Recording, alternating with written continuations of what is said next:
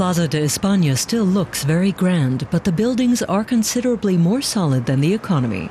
Income for many Spaniards has been declining, job protection is being weakened, and the retirement age is going to be raised to 67. I don't like it. They should have found other ways to tackle the crisis instead of fleecing the workers and pensioners. There are 4,600,000 of us without a job. Spain has the highest unemployment rate in Europe. It's a topic of discussion for German business people living in Barcelona who meet in this Bavarian-style beer garden. For years, they benefited from Spain's economic boom. German companies are responsible for 13% of Spain's GDP. But they too are suffering because of the economic crisis and the response of the workers.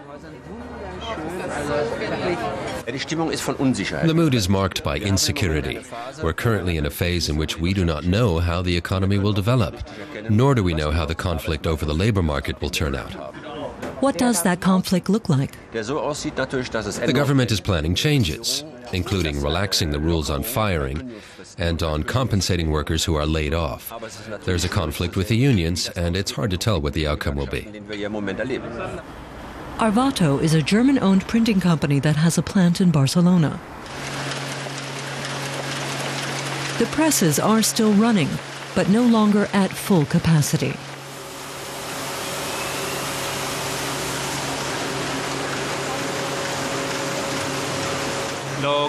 Customers are ordering much smaller print runs. They used to order millions of copies, but now they order fewer and fewer. Arvato also designs operating manuals for car manufacturers and other customers. Michael Hengst is in charge of that business. He too can testify to the effects of the crisis. We notice the customers take longer until they decide to place an order. Investment decisions generally take longer and require more effort on our part than they used to.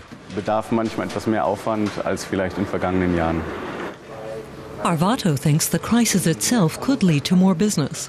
Many firms used to produce their manuals and maintenance instructions themselves, but now the trend is towards outsourcing in order to cut costs.